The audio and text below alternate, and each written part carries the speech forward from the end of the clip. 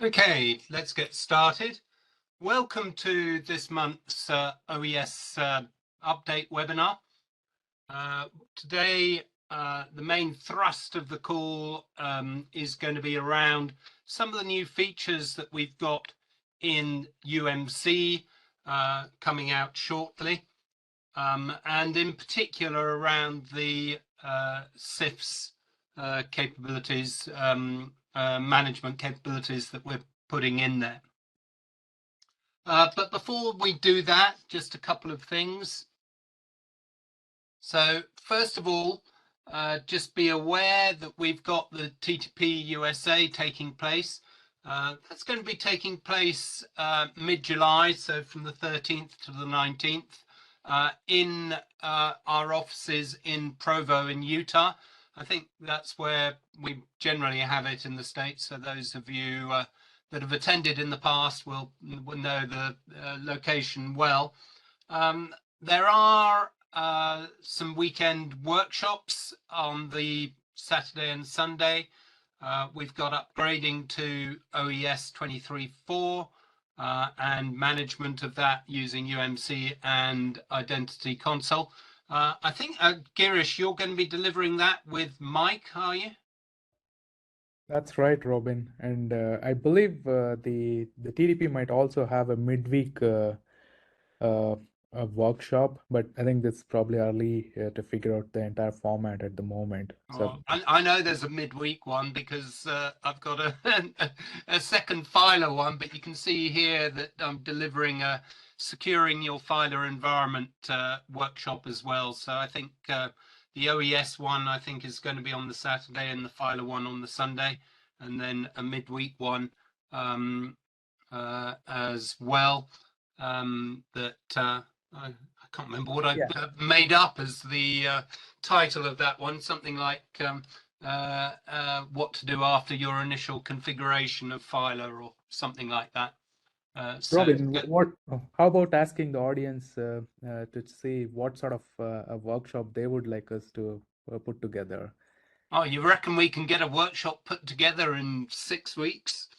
Well, hopefully so. Like unless if they're gonna throw a really tough challenge at us. Well, we can see if you have any ideas on workshops that you want us to deliver, then pop it into the chat window and we'll see what we've got there. So yeah, this specifically around OES or filer or iPrint, I think, in this instance. That we have multiple sessions going on. These are just some of the OES sessions that are being delivered. I think I'm delivering 5 or 6 filer sessions as well. And if you want to register for that, it is free. You can register at that link there. I'll pop that into the chat window later on, so you can copy it from there as well. So let's just go through the agenda that we've got. So Girish will give us a release update, and then we'll get into the UMC side of things and look at what we've got coming down the road there.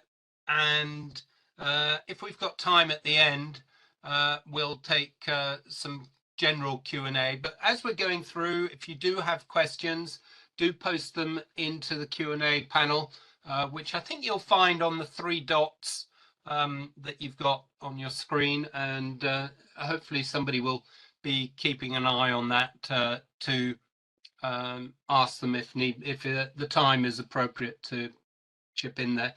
Oh, I see we've Andy is saying troubleshooting UMC and common ways to fix problems when it's not working. Yeah, good. That's a good session. Can we have some more ideas as well? If anyone's got some there. Anyway, let's continue. And I think Girish, we're over onto your release update. We're coming up to what in a month or so in July, are we going to be having a 23, what is it, 23.3 release of OES? Hey, Robin, thank you. I guess you're referring to 24.3. Yeah, So that would be the one. I did sound a yes. bit unsure there. It's old age kicking in. So we couldn't do 23.3. We were not on the 20 open text release cycle by then, but yeah, so 24.3 is gonna be coming out. Um, so we're gonna some of the things that we're going to cover today is aimed at to be included in the 24.3 release. But I think before we dive deep into the 24.3, I just wanted to take a moment to mention that the OES 24.2 has been out since the 5th of March. And we did cover the features that we shipped in 24.2 in detail in the previous webinar. So if you did not join, please go through the recording. Robin, I guess we now have the recording posted onto Yeah, YouTube, the right? recordings, albeit only last month's one, we now have a YouTube channel or playlist set up for that. I will post the link to that in the chat window in a moment. And with that, we'll slowly fill up over time with the recordings as they become available. That's great. So some of the questions at the TDP and also the week following was around that, the availability of the recordings. I think the recordings would help them go through the demonstrations at a pace that they would prefer, the audience. I think the recordings are useful for them. So we did cover the 24.2 CIS features in detail in the previous webinar, and okay, so you just want to disturb me there, Robin. So we also made updates to the Unified Management Console during 24.2, or more rather 24.1.1.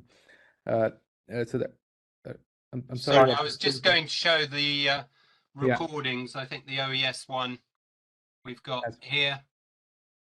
So at the moment, we've got a couple of videos in there at the moment. So let me just paste that into the chat window so you've got the playlist there for the recording of this and other things. yeah. Sorry to interrupt, Girish. No problem at all. I think that's a very useful information, like I mentioned.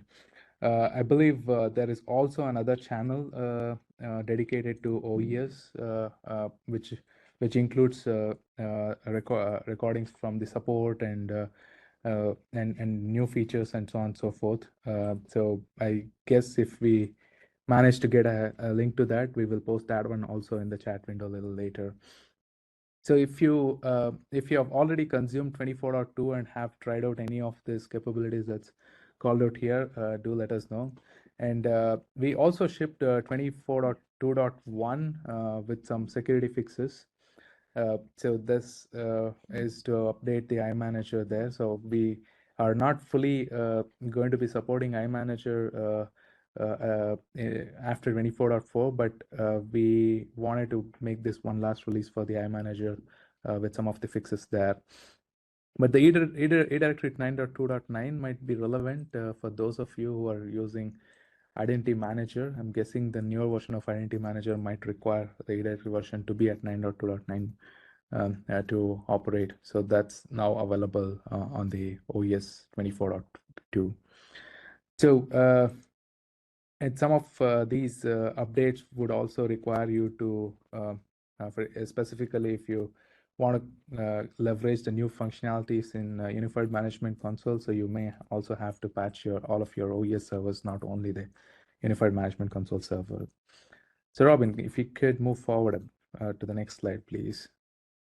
So like I mentioned, so the most of the 24.3 focus will be around the Unified Management Console. So what we're going to see today and some more will be included in the 24.3 release.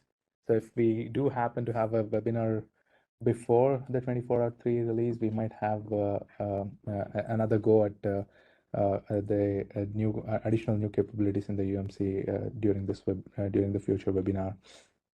So just to reiterate, the Unified Management Console will be the console for managing all of the file and print services. That's the ultimate goal.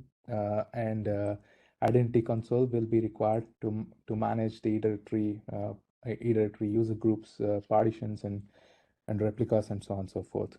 We have like we've been mentioning over a period of time, although we haven't managed to achieve that at the moment, but our goal is also to create more synergies between the Unified Management Console and the Identity Console.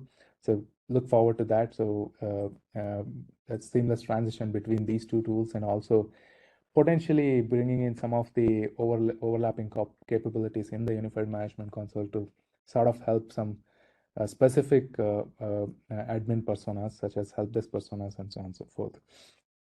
So the next slide, please, Robin. So at the moment, the Unified Management Console, if you are fully patched,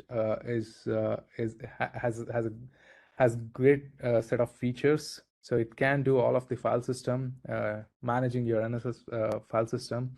It can do clusters. If you have been consuming clusters, you can manage your clusters, resources, nodes, and so on and so forth.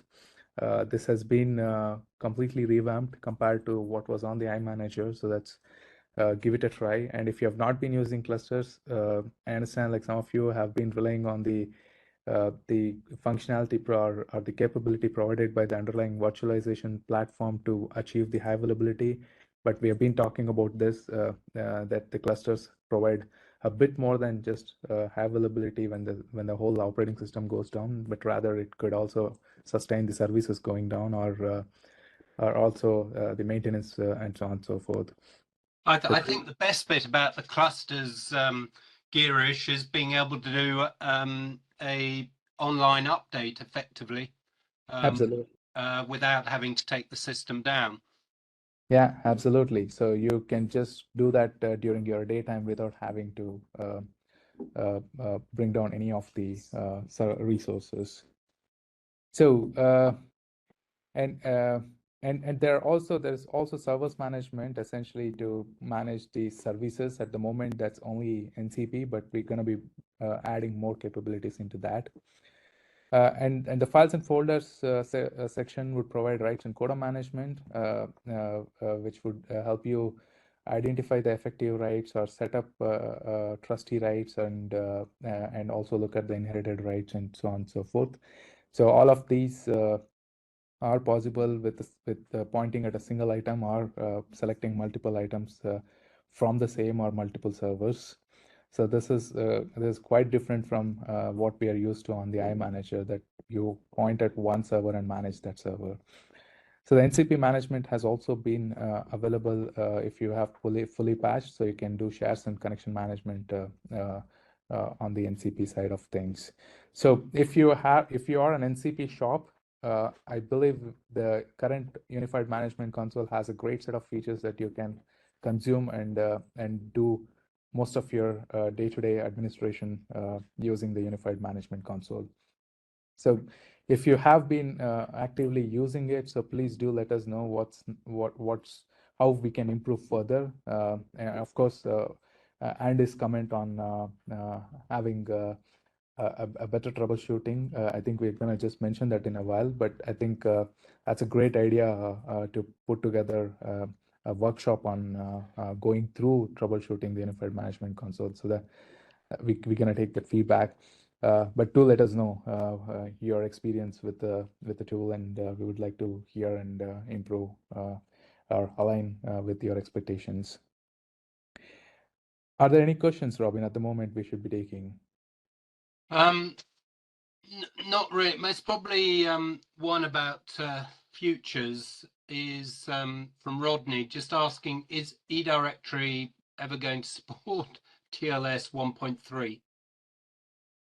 Right. I guess the version of the SSL library that's consumed by the eDirectory needs a special build because it is eDirectory can essentially operate in a FIPS compliant mode. So for that purpose, we cannot directly consume the SSL library that's available on SLES. So they end up repackaging it to make it compliant for FIPS. So that's going to be coming in a future update. So eDirectory will support TLS 1.3, but we don't have an exact time frame at the moment. But we're guessing maybe that should happen sometime during this year. Okay. Ramesh is in the room and he says it's probably around the 9.3 release time frame. Okay. And another question, most probably for me, is from John, just saying, can we post the previous recordings? We'll try and get that done at some point, John. And hopefully I have got all the old recordings from the GoToWebinar days, so we should be able to get those posted at some point or other. And Scott's asking about detailed documentation on how UMC works. He's got issues with the Docker container. Right. So I think the Unified Management Console documentation is available on the OES documentation site. I probably will ask Ramesh to drop a link to the documentation in the chat window while we go through the presentation today. And see if I can find it. Yeah, and it so happens that today we were talking with one of our graphics maker to put together a more detailed component diagram of all these modules that are involved in managing OES between Identity Console and the Unified Management Console. So look forward to that. Hopefully, we will probably be able to update that in the documentation as well. At the moment, documentation do cover a great bit of information. Combined with the Identity Console documentation, I think it should give you the enough information to sort of like get an idea of like what's happening and what could be going wrong. Okay, so I think we'll park rest of the questions for later. Robin, if you could help me move to the next slide, please. So the deployment of UMC is pretty straightforward and quite simple. So you can drop the Unified Management Console on any of your existing OES server, or you could just set up a new OES server in your tree and then just deploy the Unified Management Console on that. So we also aim to support deploying UMC on any platform, but at the moment it requires an OES server to be running. So it's as simple, and we have shown this in other previous webinars and also in many hands-on workshops. If you have been joining us, the installation doesn't really take any time. So you could just spend about 10 or 15 minutes to get this installed and get it going. And if you have been having trouble with the UMC installation or configuration, Robin, if you could move to the next slide, please. So we have a health check script. This is included when you install the UMC package. So the health check script will let you run checks for all the services that are required for UMC to be functioning, and also check a few more things in the configuration related to either API container or certificates or the object where we store security information. And if the database if the database connection is not correct, or if the tables are not properly built, then it can also help you rebuild all of that. And if any of the installed packages are not correct, you can also fix that. So you can both identify and also have the health check script fix the problems as well. So if after running all of this, if you still face a problem, just grab the health log, health check script log at that location on the screen, and send it to us by opening a case. So when we showed this during the hands-on workshop at the TDP EMEA, it was quite helpful for the folks who were running into issues. So please do give it a try if you are having problems.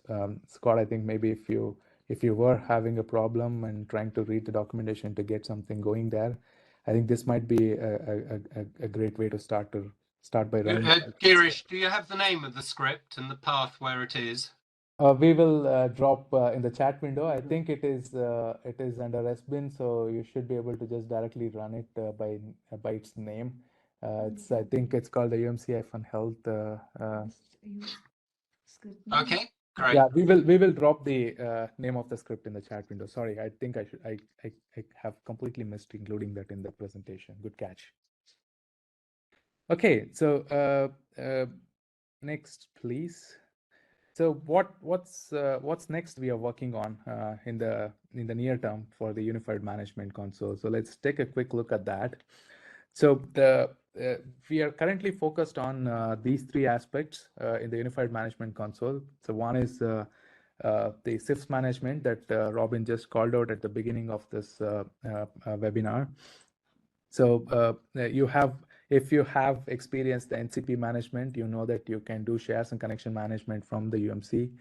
And in a similar fashion, you would be able to also manage the CIFS shares and connections, and as well as when we are done with it, also the CIFS server configuration and so on and so forth. So there's also a DFS and SMS management that we are looking at, but I think I'll park that for a future webinar. So in the interest of time, I think we'll have to just quickly switch over to our main presenters.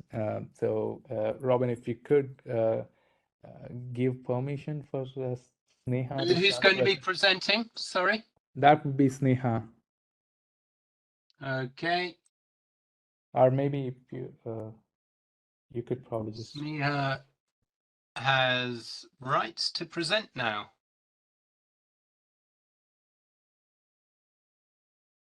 Okay.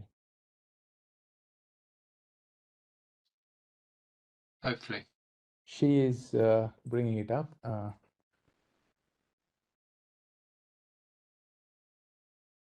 Yep, I can see that. Okay, over to you, Sneha. Thank you.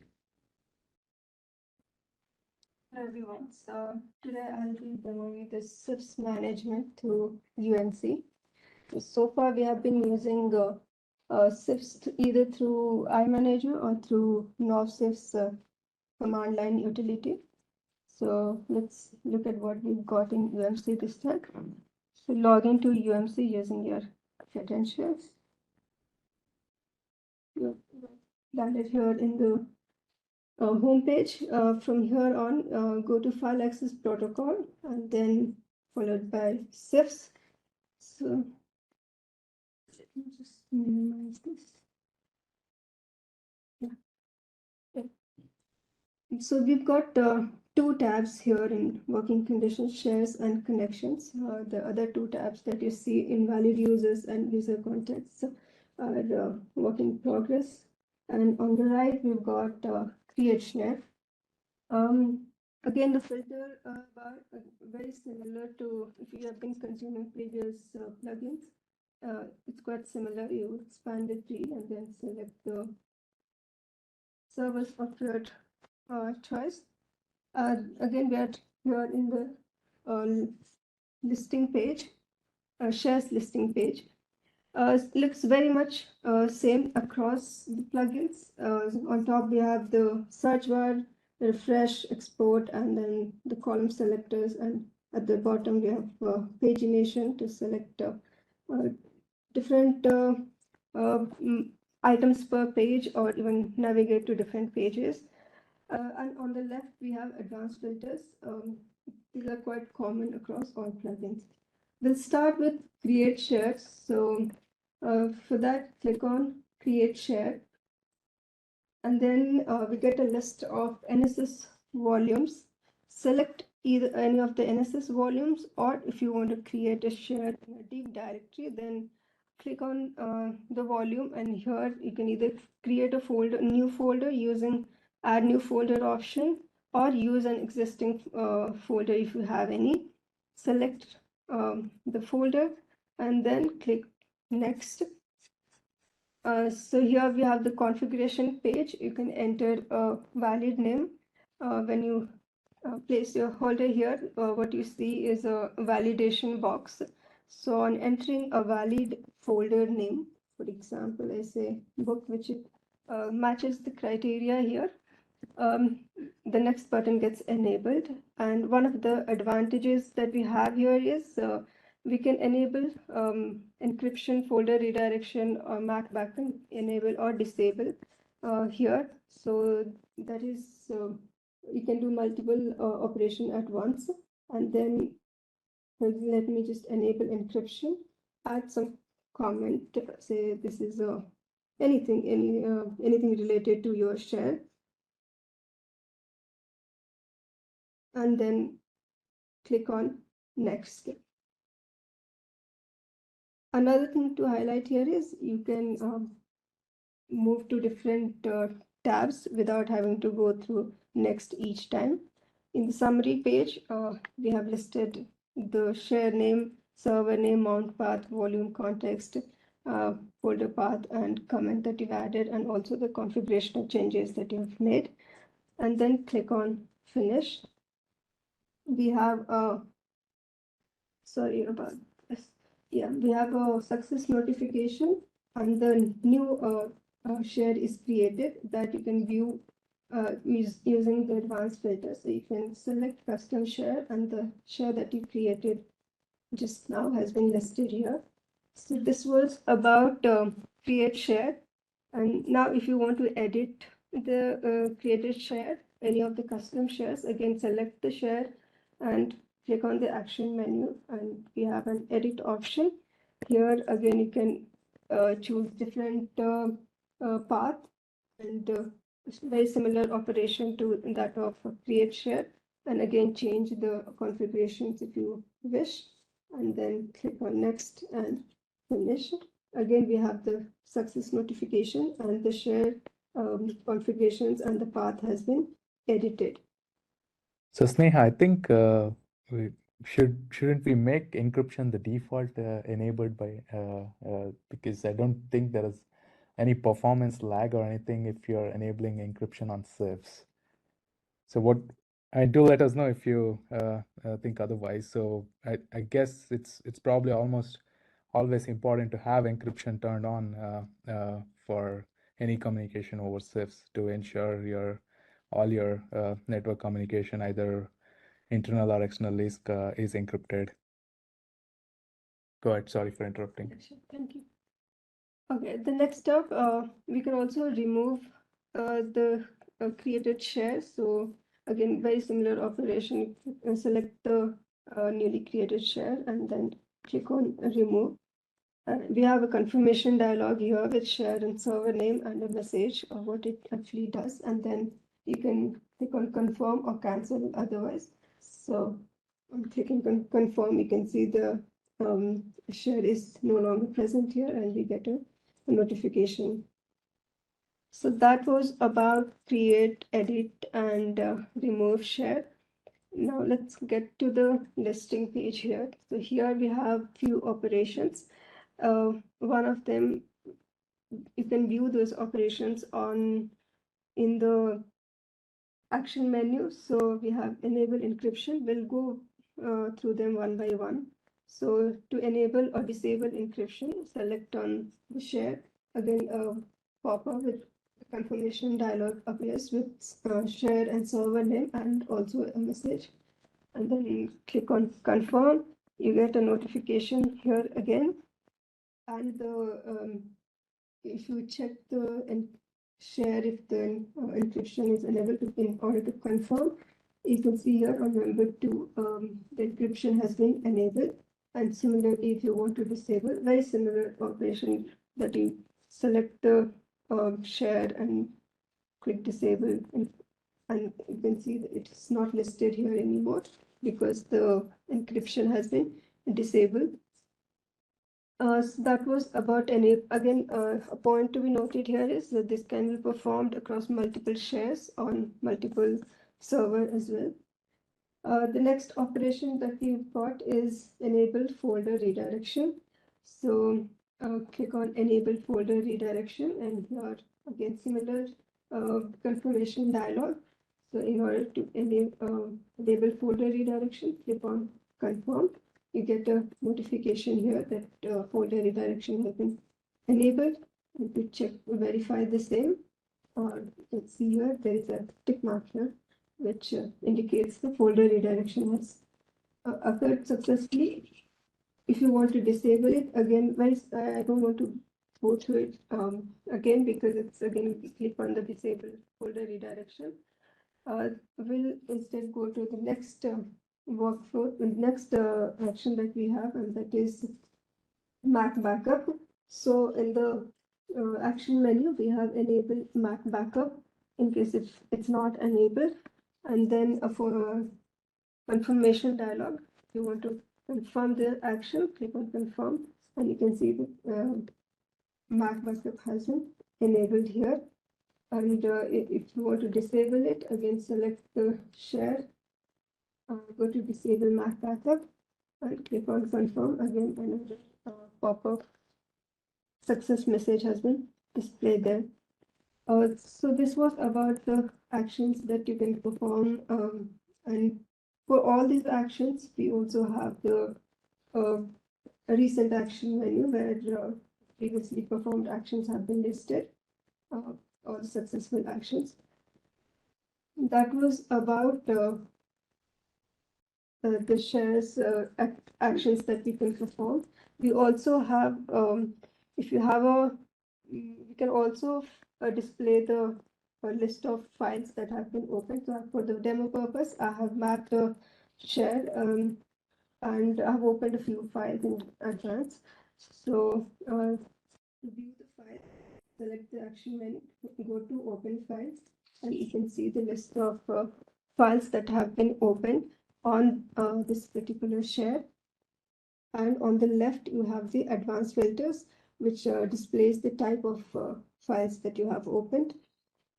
So here we have the access modes, that is allowed access, read, write, and delete. And if you have undenied access rights like write, read, write, and delete. And again, you can close these files individually by selecting the particular file and clicking on close. Again, a confirmation dialog with the file name and server name appears, and click on confirm. That particular file has been closed. Now you can also close multiple files at once. So this can be done either through the action menu that we saw just now, or we can click here and close all the files that were opened on that share. Yeah, that is all I have. I'll hand it over to Apurva for the rest of the features. So Sneha, sorry, we can't let you go that fast because there are some questions.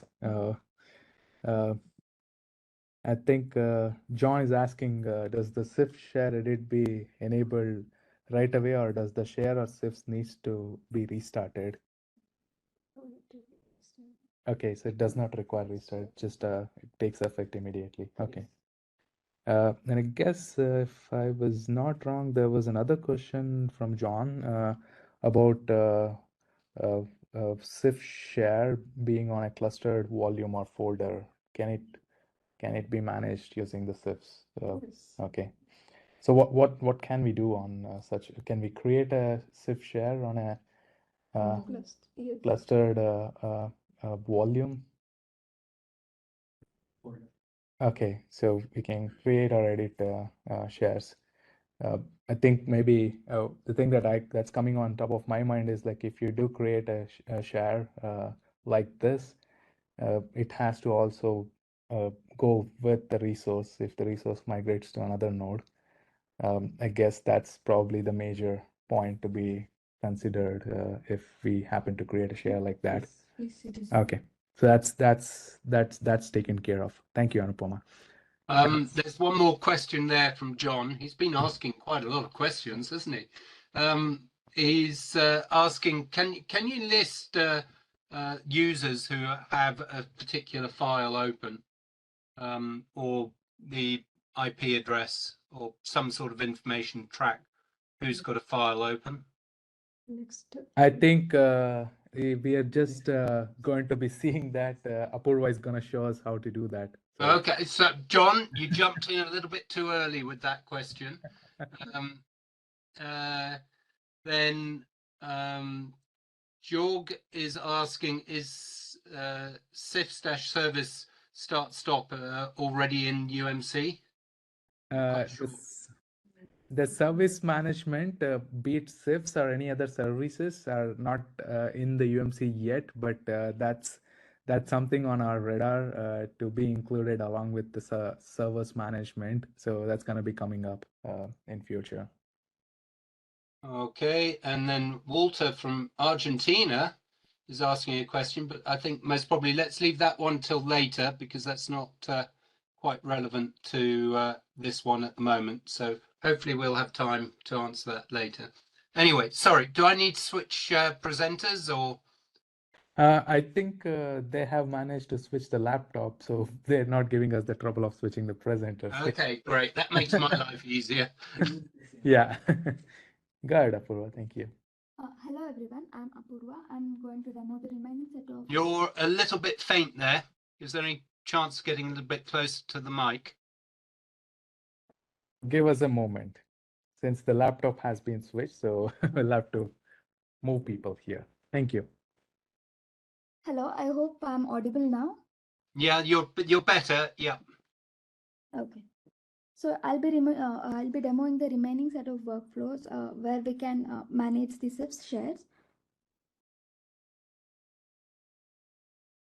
Now I'll be demoing how we can manage rights for trustees. So I have a share where I have added trustees already. I'll open that share.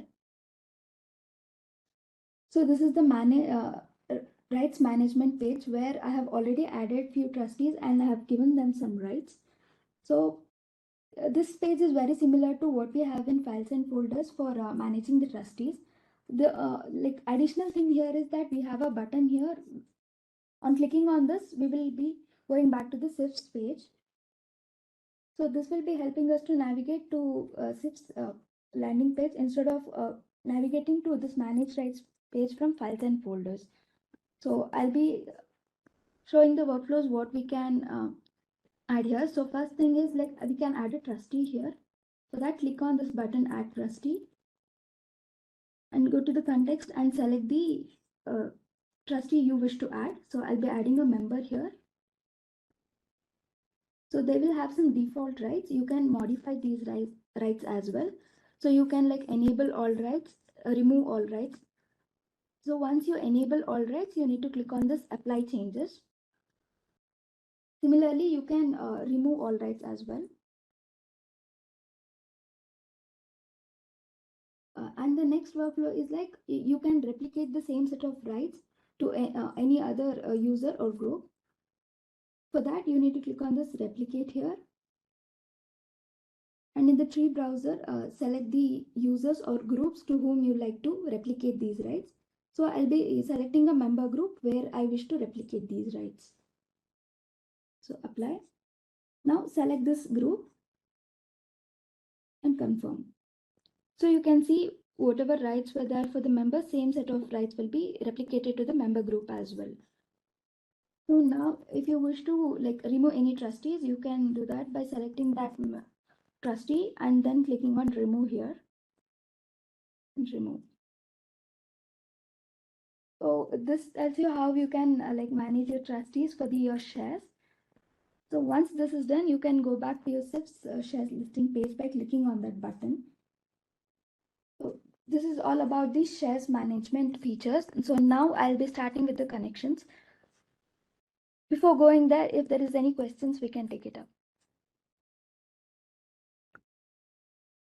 I don't see a question. I'm not sure if I missed something. Robin, anything? No, I can't see anything there that's relevant. Go for it. Okay, then I'll continue with the demo. So next I'll be demoing the CIFS connections workflows. So this is the CIFS connections listing page. So I have connected from multiple clients over here. So you can view all these details. This is the connection ID, the server details, and the user who has logged in along with the client IP addresses. So for additional details, you can choose this column, and then you can select all the columns to view all the additional details regarding the login time, the number of shares, and the open files. And also we have this advanced filters where you can filter the data based on the data read, login time, and also if there is any data written, then we would have an additional advanced filter here to filter the data based on that. So here we have a slider where we can adjust this to fetch the connections which we need. And also we have a input values toggle where we can manually input the values.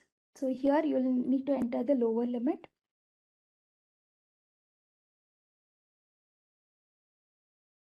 And this here you can give the upper limit and then filter the results based on that.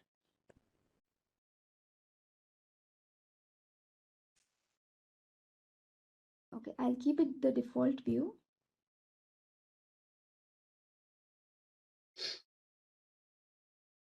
Okay, next I'll be showing about the, we also have a dashboard where we can view all the details about these. So this is the dashboard where you'll get the details of the logged in user, the authentication type, the server details, and the client IP. And also you can view in detail about the security equivalence by clicking on this view details button. So this will give you the all the security equivalence details related to that logged in user. So if you wish to see in detail about the mapped shares and the open files, you can switch for a better view to the table view here. So this one is the dashboard view, and the button next to it will give a better view of the table. So you can switch it there for the table view. So here you'll get the details of the mapped shares. So currently I have few files open. So that details you can view from the open files. So this is very similar to the what we just saw, where we selected a share and we opened few files there. So here you can select a connection and from there you can see the list of all the open files there. It will give you the name of the file and from which share it has been opened and all the rights details.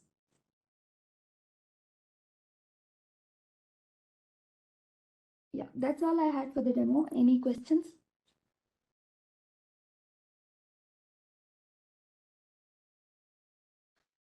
I did not see a question coming in. Robin, anything that you... Andy was asking if the IP address has been tested with v6. It hasn't been tested for IPv6, but it's the field is a string field, I believe, so it should accommodate. But that also means we'll have to validate the rest of the services for IPv6. It's not been tested. No, it's not. Okay. So the question is also on how do you identify, see the files opened by users? So you can do that today by connections. So if you could go to a connection and then you can actually look at all the files that have been opened and which user has opened that.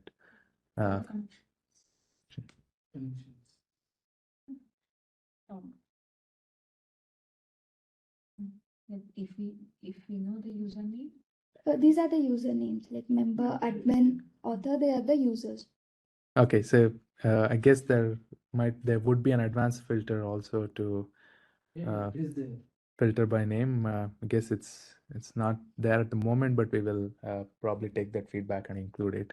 So this is listing all the connections against all the shares on the selected servers, right? And if you could just sort by the user column, and also there might be other ways, right? So if, although there's no advanced filter, but you could always at the table level you can search for, let's say, user author.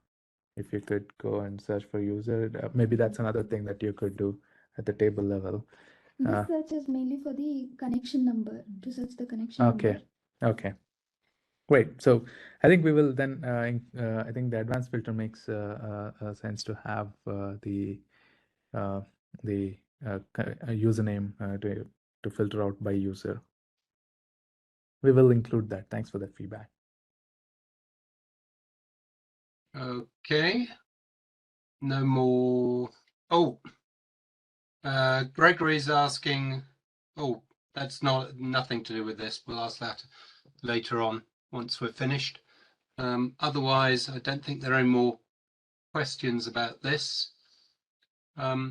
Is that the last bit you're showing there? I believe so. This is the last bit, unless there are questions. Yeah, is there any question? You have open. Can't see any more questions, in which case let's open it up for general questions and answers now. But thank you very much for taking us through that. That was quite interesting. Some nice bits of functionality available there, and I'm looking forward to seeing that. So some other questions coming in. Maybe one for you, Ed. Sorry, that's made you sit up and think, hasn't it? One from Walter was asking about GroupWise running on cluster services, and are there any improvements in terms of monitoring the GroupWise agents to get them to fail over, or do we still need to rely on GWHA? I think we still need to use GWHA, don't we? And there's no change on that.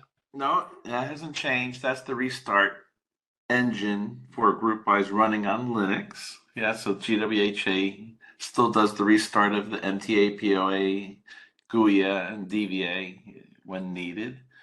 But so I think we were supposed to add some new statements into the load and unload scripts. I can't recall offhand what it is now, but I think I remember email thread or something, or one of our forums talking about that, but I don't remember offhand, but I recall that they were going to add one or two more statements into those load and unload scripts. I would have to get back on that.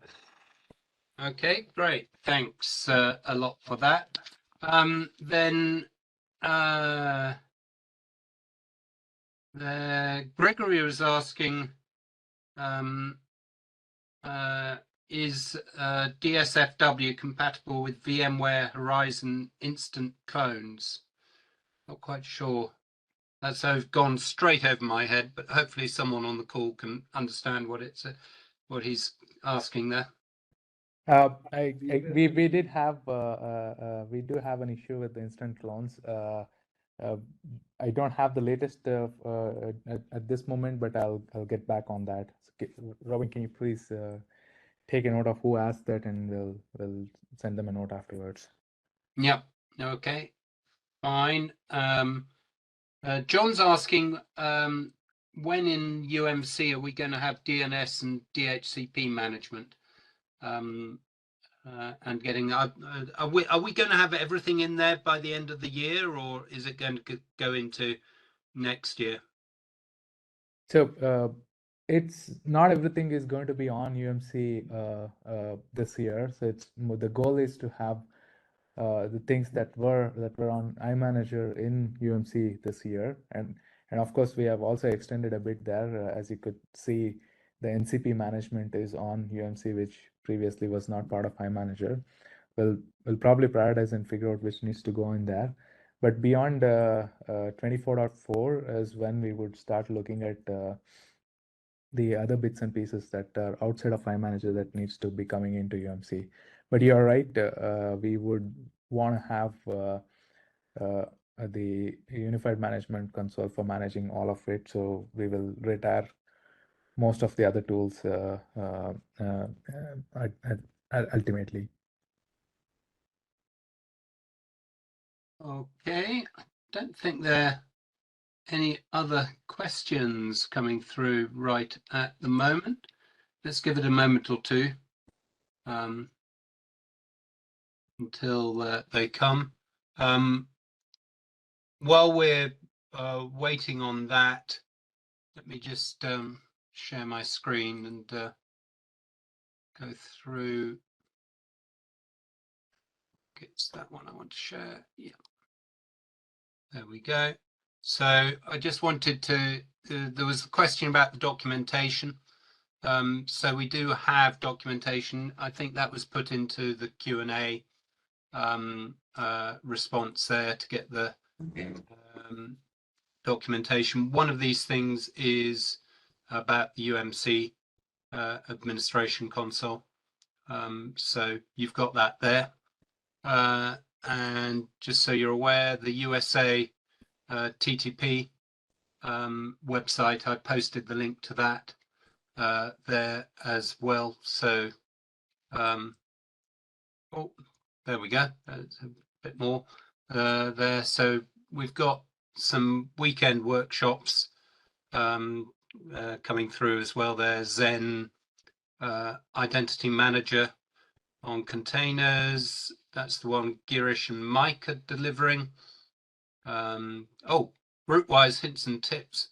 I think I'm going to be delivering that. Hopefully, Ed, you can join and give me a hand on that one. Yeah, can do that. Yeah. That would be good. And then on Sunday, securing Filer, for those of you who are running on Filer, and then IDM session, JSON forms and identity management. That sounds rather heavy, doesn't it? And we've got some half-day sessions. There's Fatclav is doing something I suspect on Secure AnyBox. And that was my other one I was doing. So you've installed Filer, what next? To go through some of the other configuration things you can do there. Okay.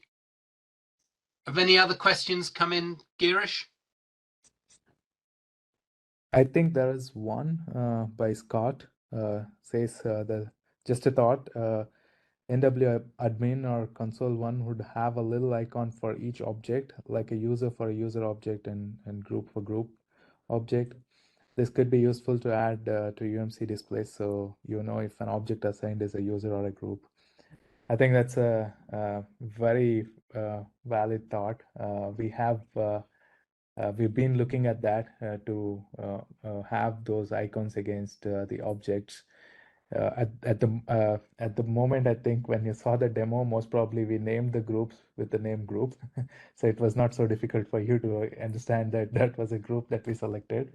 But I fully agree that an icon would enhance that experience. We will be including the icons. The designs have been enhanced, but this is so like we mentioned in the beginning. So most of these components gets reused, so we don't really have to re-implement browsers and so on and so forth for each of the management.